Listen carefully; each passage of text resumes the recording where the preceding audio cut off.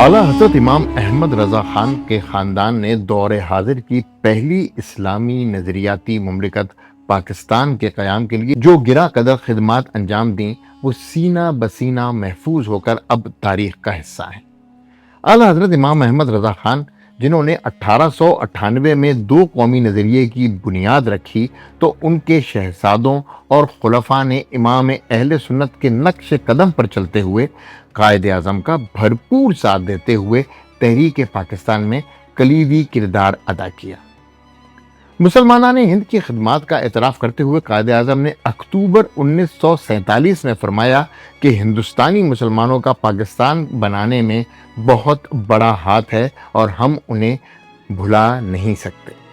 آج میں آپ کی ملاقات اعلیٰ حضرت کے خاندان کے ایک ایسے چشم و چراغ سے کرواؤں گا جن کو آج بھی بالعموم پاکستان اور بالخصوص پیر جو گوٹھ کے باسی حضرت علامہ مفتی تقدس علی خان کے نام سے جانتے ہیں، جو کہ اعلیٰ حضرت امام احمد رضا خان کے بھتیجے اور اعلیٰ حضرت کے خلف اکبر حجت الاسلام حضرت مولانا حامد رضا خان کے خلیفہ اور داماد بھی تھے۔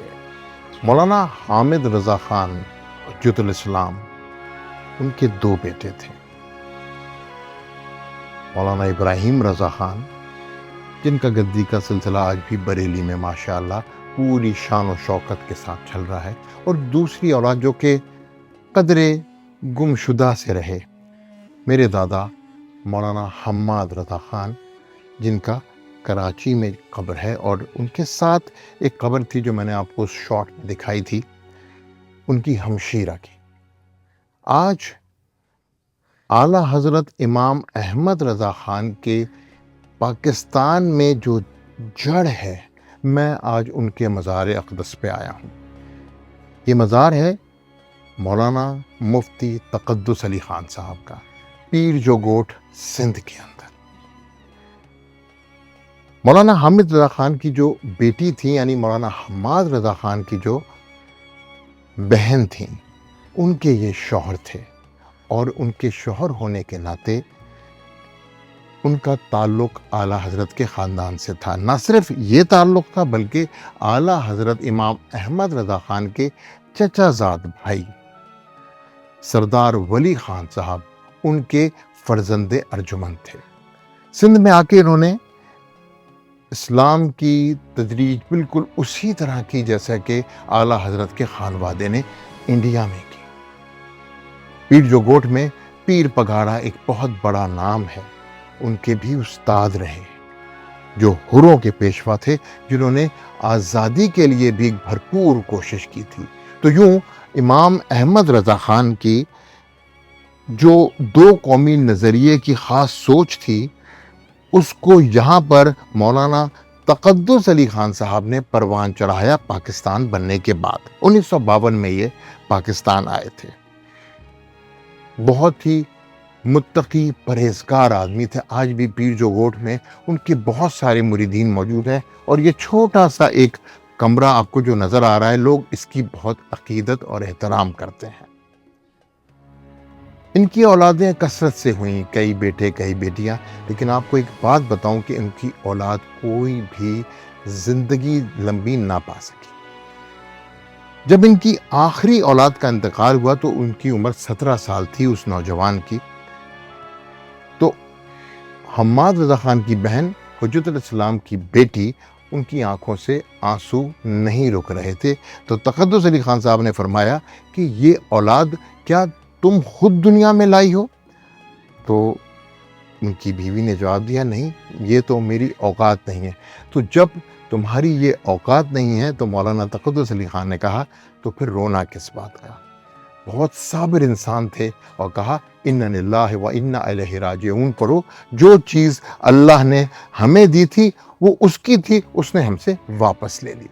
پیر جو گوٹھ میں ان کو حوروں کے پیشوا پیر پگاڑا کے گھرانے کے چشم و چراغ شاہ مردان شاہ دوئم کی تربیت کی ذمہ داری کیسے ملی؟ جب خانوادہ اعلیٰ حضرت نے سپہ سالاری ترک کر کے قلم اٹھایا اور قلم کے ذریعے جہاد کا بیڑا اٹھایا، اس وقت سندھ کی سرزمین پر آزادی کا علم پیر پگاڑا خاندان کے کس سپوت نے بلند کیا؟ اس تانے بانے کو جوڑنے کے لیے حضرت علامہ مفتی تقدس علی خان کی شخصیت کو پڑھنا لازم ہے۔ آپ 1948 تک اعلیٰ حضرت کے دارالعلوم منظر اسلام بریلی میں تدریسی اور انتظامی خدمات انجام دیتے رہے۔ اعلیٰ حضرت امام احمد رضا خان کے سیاسی افکار کی ہر جگہ پرزور تبلیغ کی۔ 1925 مراد آباد کی آل انڈیا سنی کانفرنس ہو یا 1946 بنارس کی آل انڈیا سنی کانفرنس، علامہ مفتی تقدس علی خان دو قومی نظریے کی دو ٹوک تبلیغ و اشاعت کرتے نظر آئے۔ یہ ایک صدی پر محیط روحانی رابطہ ہے جس کے باعث قیام پاکستان کے بعد حضرت علامہ تقدس علی خان پیر جو گوٹ سندھ تشریف لائے اور یوں پگاڑا اور رضا خاندانوں کا روحانی ملاپ سرزمین سندھ پر وقوع پذیر ہوا۔ پہلے ذرا زمینی حقائق پر سرسری نگاہ ڈالتے ہیں جو آپ کی پیر جو گوٹ آنے کی وجہ بنی۔ 1322 ہجری 1904 میں پیر جو گوٹ میں حضرت پیر صاحب شاہ مردان شاہ اول نے ایک دینی ادارہ قائم کیا جو انگریزوں کے خلاف حر تحریک کے باعث تعطل کا شکار ہو گیا تھا۔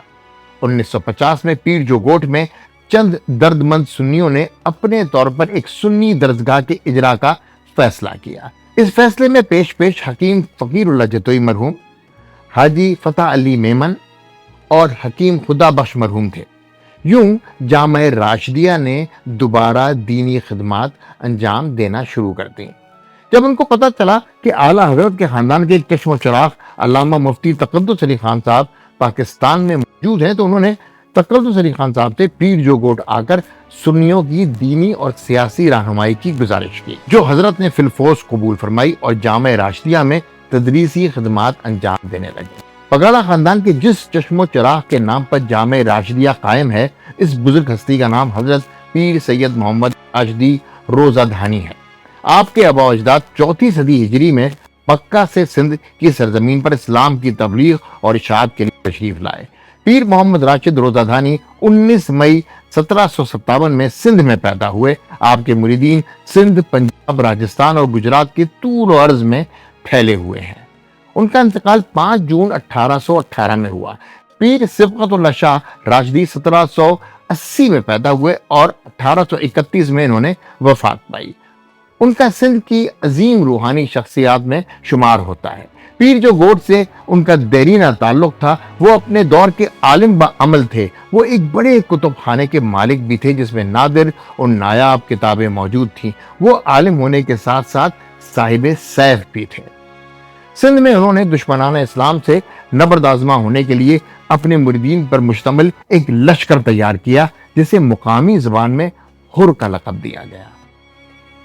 اس لیے وہ حروں کے روحانی پیشوا بھی ہیں۔ انگریزوں کے خلاف پہلی حر تحریک 1830 میں پیر صبغت اللہ شاہ اول کے دور شروع ہوئی اور دوسری حر تحریک 1847 سے 1890 تک سید حزب اللہ شاہ تخت دھنی کے دور میں تاریخ کا حصہ بنی۔ حر تحریک کا تیسرا مرحلہ 1895 میں چلایا گیا، جبکہ چوتھے مرحلے میں پیر صبغت اللہ شاہ ثانی المعروف سوریہ بادشاہ نے 1928 میں حر تحریک کی بنیاد رکھی۔